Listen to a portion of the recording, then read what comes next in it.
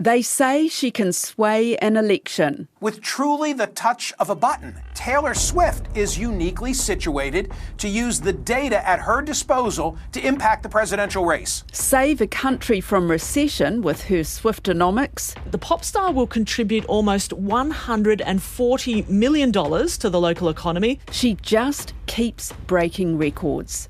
Her tour is estimated to have generated $5 billion in consumer spending in the U.S. alone. She was Spotify's top streamed artist of the year with 26.1 billion global streams. Universities all over the world teach classes about her.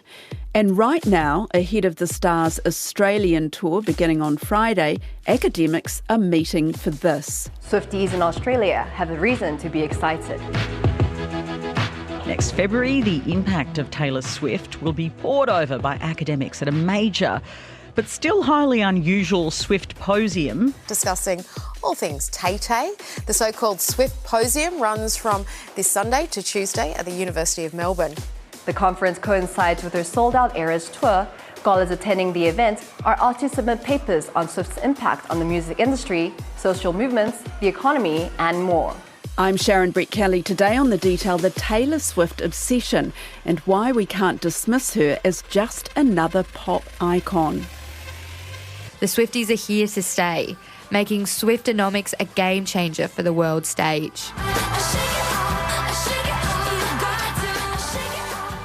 I'm talking to two AUT academics who have Taylorised their own work and are at the Swiftposium.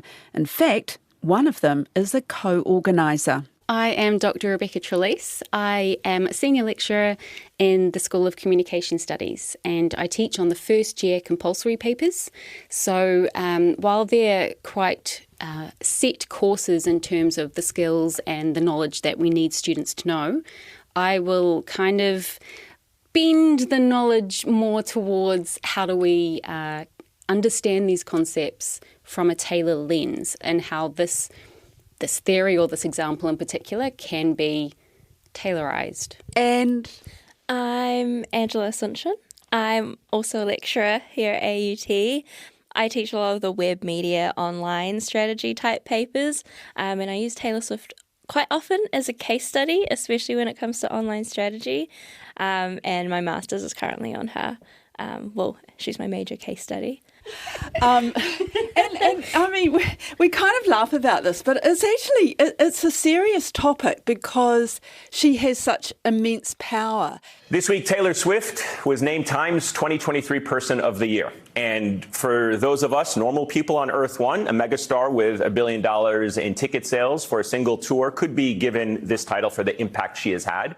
But I'm just wondering, does she warrant a 3-day symposium?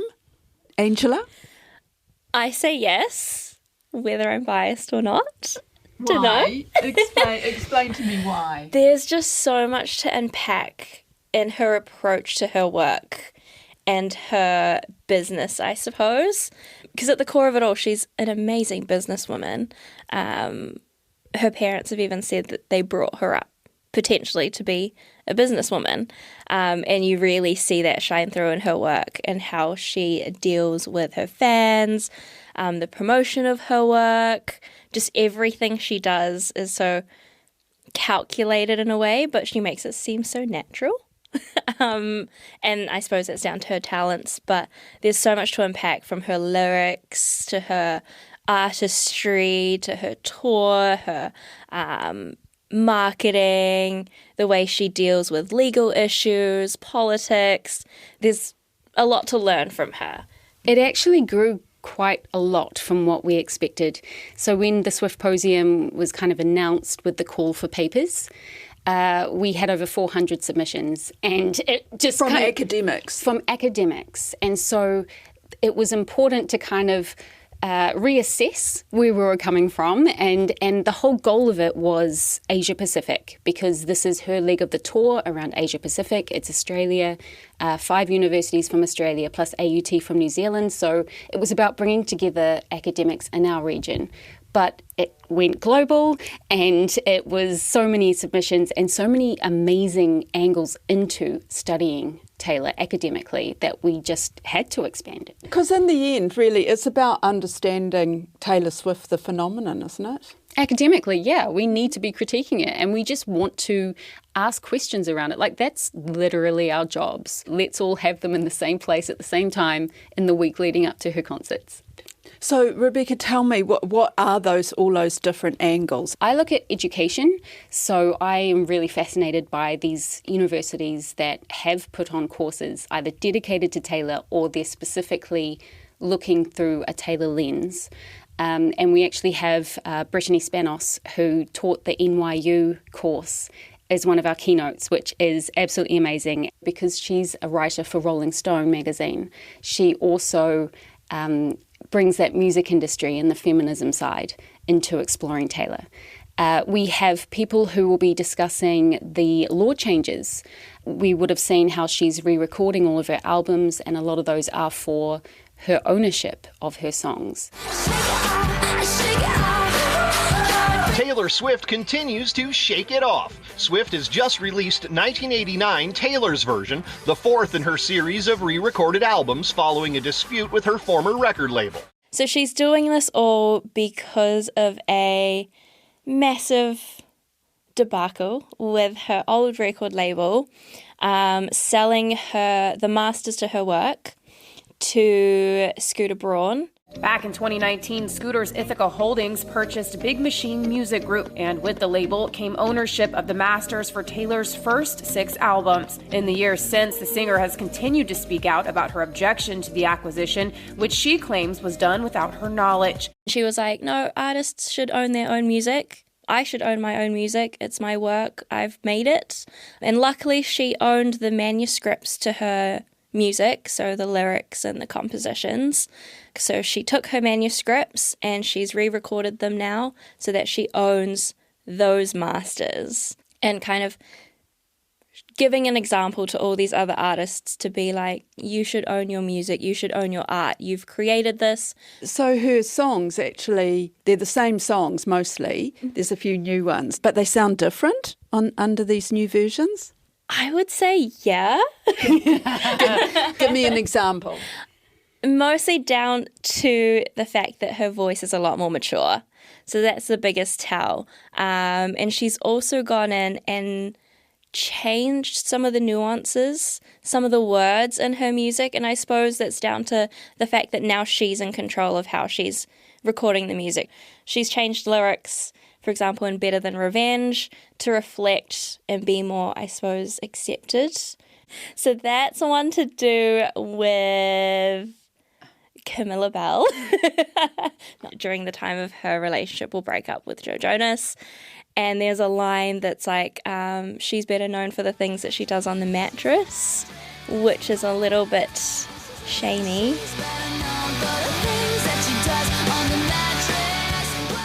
These days, and so she's changed that to he was a moth to the flame, she was holding the matches.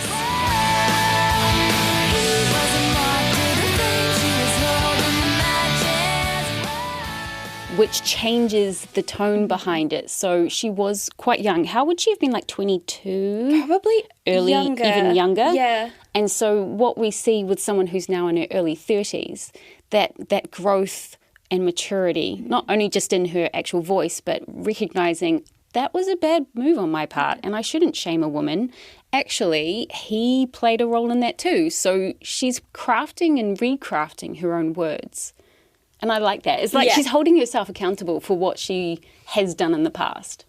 Let's talk about the parasocial. What is it? Yeah, so this is parasocial relationships are something that we would mention in our first year of communication studies. And so it's being able to have a relationship online with someone you have absolutely no contact or knowledge. Like, really, it's not a relationship, but you feel like you have one. And so I use that from like the perspective of how do I feel like I know Taylor Swift and I'm her best friend and she knows everything about my life and she knows how to capture my feelings when really she has no idea that I exist. And so that kind of connection with the parasocial. That feels almost alarming to me, actually. It's powerful. And so it's not just Taylor Swift who would have that, but it's any type of celebrity who would use social media to encourage that engagement with them through their posts, like comment below and I want to know what I should watch. Like I think Kim Kardashian has been saying, what TV recommendations do you have? And so it's like, oh, I'm going to tell Kim. And I told her that she should start watching this TV show. It's encouraging that relationship, but it's actually not like a real tangible relationship. It's all being kind of constructed. It's all parasocial. Are you making a comment about it, or are you just explaining this is what's going on? Well, it's introducing those concepts that are existing in the media.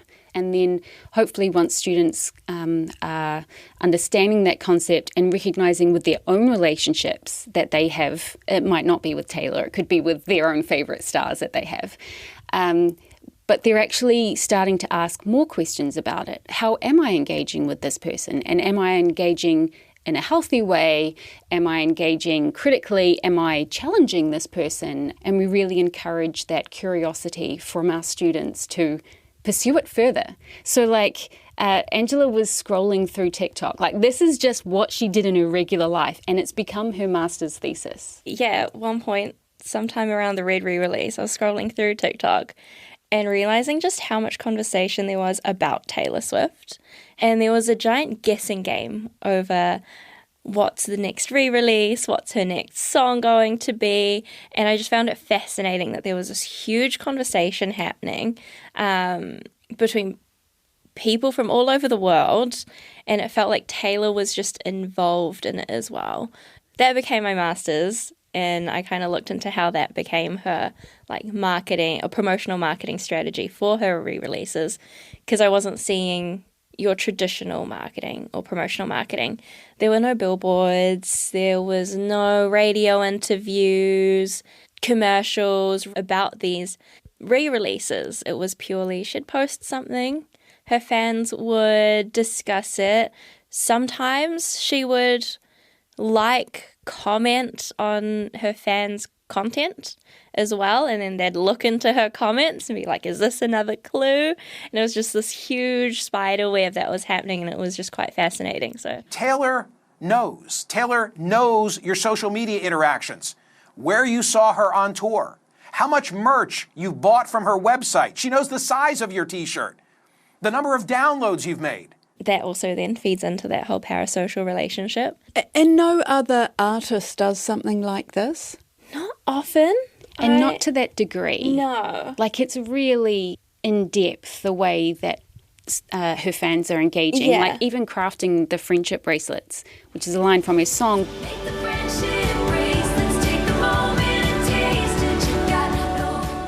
But it's something that she actually started way back from one of her first albums. She would trade friendship bracelets. And so now it's people will go to a concert with hundreds of friendship bracelets ready to trade and gift. It was originally for her, but now it's a way of like connecting with each other. And if you spot someone with a friendship bracelet on, you're like, oh, that must be a Swiftie. How do I connect with them? Let's like talk about this common ground we have. So I was just going to say, what does she get out of it? But clearly, as you say, that's her form of marketing. It's clever on her part, isn't it? This is what's really great about being able to examine her academically. Taylor is such a recognisable global phenomenon that you can actually mention something about her, and it could be an 18-year-old and it could be their grandparents. They probably know who she is and would understand the concept.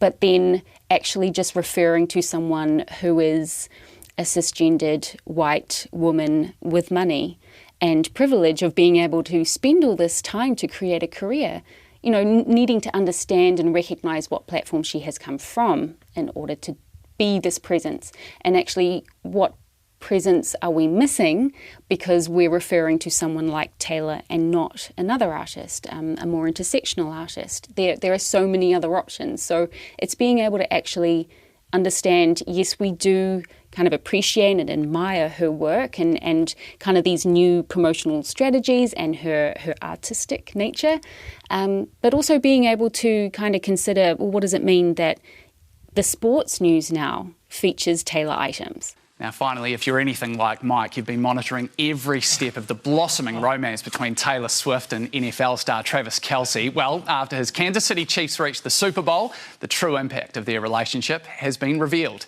A US marketing firm's determined the pair have helped generate a brand value of $540 million for the Kansas City Chiefs and the NFL. That's up from $270 million in mid-October, while female viewers of the NFL are up 9% from last season. What is that? Is that her place? Should she be there? And it's starting conversations and it's starting that critical thinking. Which makes me think, I mean, haven't we all become just way too obsessed with her? Like, she's in the news sometimes twice because, as you say, she's in the sports news as well as the main news because there's some political story that involves her. In order to target effectively, data is essential. And Taylor's got lots and lots of it. And on a demographic that is exactly what the Biden team needs the most. Disproportionately female, young, and passionate. You heard it from Republicans first, folks. If Trump loses in 2024, it is because of the pure political magnetism of none other than Taylor Swift.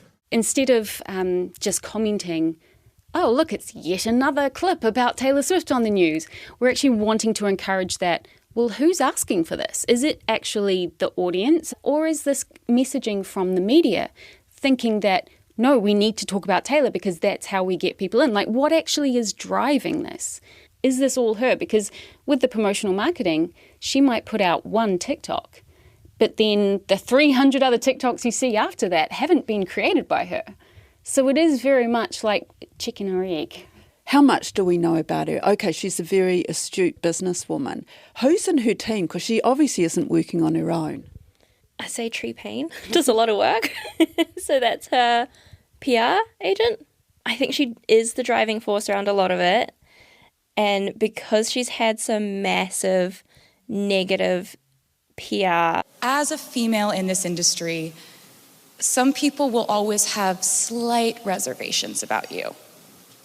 Whether you deserve to be there, whether your male producer or co-writer is the reason for your success, or whether it was a savvy record label.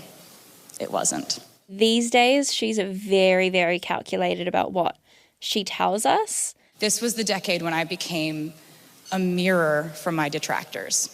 Whatever they criticized about me became material for musical satires or inspirational anthems. And the best lyrical examples I can think of are songs like Mean, Shake It Off, and Blank Space.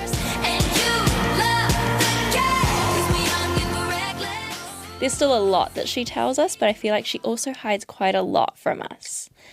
So now her fans pretty much pick on everything she releases, down to her clothes, because they're like, no, when we see Taylor Swift, she wants to be seen for a certain reason. She's hand-picked her team. The only person I can name is Tree Payne, who we see at her side pretty much lately at all the events that she's at. She doesn't bring a date anymore. She brings her PR manager. And her parents are part of the business team as well. So her documentary, Miss Americana, you see her in the room in the board meetings with her parents there as well. Like her mum is there, her dad is there, in that supportive, but also, okay, we need to think about the bigger picture here. Like, why are you choosing to do this? It's quite interesting to be able to see that dynamic within a family. I always find it so interesting that the child star actresses, and so it might have been Jessica Simpson, it might have been Jeanette McCurdy, but that thought of these children were funding the parents, and that whole, like, their career as a 12-year-old was the reason why they had a home and food on the table. Speaking of that documentary, her father, he worries about who she endorses. Back in the presidential election, I was in such a horrendous place that I wasn't going to pop my head out of the sand for anything. Why would you? I mean, does Bob Hope do it? Does Bing Crosby do it? Does Mick Jagger do it? Hell? Come on. No, what I'm saying right now is Bob Hope and Bing Crosby. These aren't your dad's celebrities, and these aren't your dad's Republicans. In Miss Americana, the documentary, we see the thought process behind whether to make a political stand. And even if it's not about endorsing a particular party or a movement, it was just the very nature of being political was being debated and questioned as to whether she should do that or not, because she came from the country genre. And we've already seen the Dixie Chicks go through a period of time within that genre, and any type of political comment or suggestion, who knows where it could go. Yeah, because it backfired really on the Chicks, didn't it? It was, there's also a documentary on their time as well that played at the Toronto Film Festival where they had death threats. They had like such an uproar. They had their CDs being burnt. It's a big step for a young woman on her own, not part of a group, but to be the sole figure as the artist, to actually step into that world. And the other thing, just from a security standpoint, Taylor Swift comes out against Trump. I don't care if they write that. And so we see that thought process, and she talks through it is actually worth making that step. I read an article in The Guardian. So the people behind Trump had pledged a holy war on Swift. That's in quotes. A part of that was claims that the NFL, the National Football League, is rigging games for her boyfriend's team to sweeten Democrat hopes. Is that really what's going on? There are so many conspiracy theories, and there are definitely a whole lot of ways in which people are trying to understand this phenomenon of Taylor being present everywhere. At least it is acknowledging that Taylor does actually have power. Last year, Taylor Swift put an Instagram story on National Register to Vote Day. More than 35,000 new voters have been registered after Swift encouraged her followers to sign up on National Voter Registration Day, September 19th. Vote.org says that 23% increase from last year's efforts. And so all she was saying was, I've heard your voice at my concerts, now let's hear your voice to vote. We've been talking for, 34 minutes, so I'm going to have to edit this down. But we haven't even really touched on her lyrics, her poetry, the words that she creates. She's a poet, and she does have an honorary PhD from NYU because she is Dr. Taylor Swift, because she has a craft that she can call on emotions, and she knows how to express emotions in a way that anyone who is not living her life can actually identify with them. So she actually announced her new album, which will be coming out in April, which has this very poetic, literary approach and angle to music. So I think she gives this idea beforehand as to what an era might be, like she did with Midnights. She kind of gives you the vague nature of where she's going with an album, and then we can kind of expect something very poetic. When you're at her concert on the 18th, what will you be looking for? What will you be wanting out of her? The energy. There'll be 100,000 people there, and we're all going to be singing in unison. We're all going to be trading bracelets. Yeah, just that sense, that positive sense of belonging.